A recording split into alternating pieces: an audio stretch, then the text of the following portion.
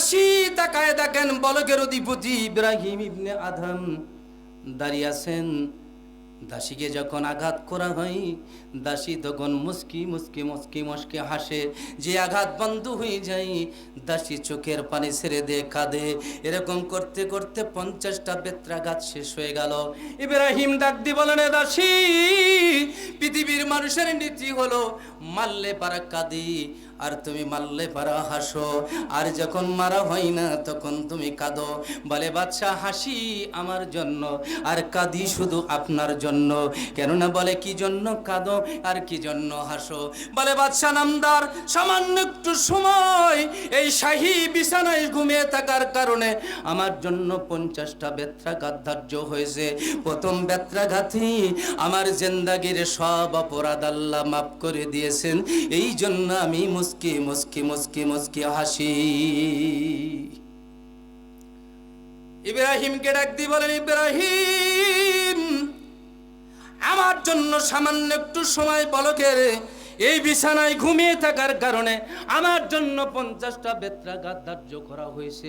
আমি জানি আপনি কতদিন, কত মাস, কত বৎসর এই শাহী বিছানার উপরই ঘুমিয়েছেন।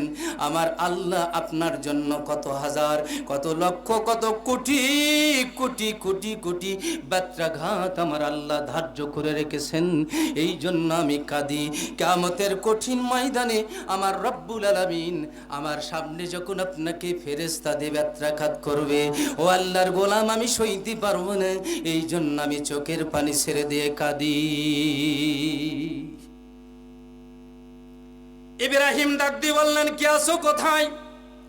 এই দাসীরে নিয়ে যাও, দাসীরে বিশ্রামের ব্যবস্থা করো, চিকিৎসা করো, বিশ্রামের ব্যবস্থা করে দাও, আর শাহী মহল ছেড়ে তোমরা চলে যাও, আমাকে একটু চিন্তা করতে দাও। আল্লাহর বান্দা একবার বিছানার মধ্যে শয়, আবার দাঁড়িয়ে যায়, একবার শয়, আবার দাঁড়িয়ে যায়। আল্লামা ইকবাল বলেছেন, তন্দরস্তি গরনা বাসাদ, শিরে শক্কর জওহরাজ, দিলবার আগার খুশনা বাসাদ, বিস্তারে গুল খারে হাত, দিলবার আগার খুশনা বাসাদ, বিস্তারে গুল খারে হাত।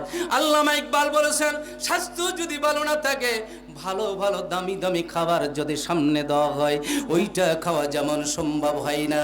আর যদি মন ভালো না থাকে, আরামের বিছানায় শুইয়া চোখে ঘুম আসে না। আরামের বিছানায় ঘুমায়াও চোখে ঘুম আসবে না যদি মন ভালো না থাকে। মার্ডার কেসের আসামি সুন্দর বইয়ের কথা মনে আছে? ইব্রাহিম ইবনে আদম রাহমাতুল্লাহ আলাইহি একবার বিছানায় শয়, একবার দাঁড়িয়ে যায়।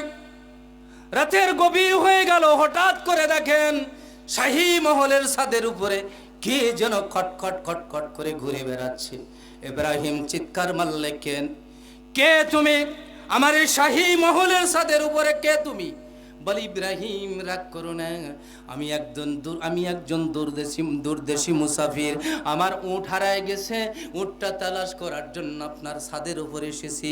ইব্রাহিম চিৎকার মেরে ডাক দিয়ে বলেন, এই পাগল, পৃথিবীর জমিনে কোনোদিন উট যদি তালাশ করতে হয় ময়দানে অথবা বনে জঙ্গলে যাইতে হয়, উট কখনো ছাদের উপরে তালাশ করে পাওয়া যায় না। উট যদি তালাশ করতে হয় জঙ্গলায় চলে যাও। ডাক দিয়ে বলে, ইব্রাহিম, শাহী মহলের ছাদের উপরে যদি উট তালাশ করে পাওয়া না যায়, ওই আরামের বিছানায় ঘুমায়া আমার আল্লাহরে পাওয়া যায় না।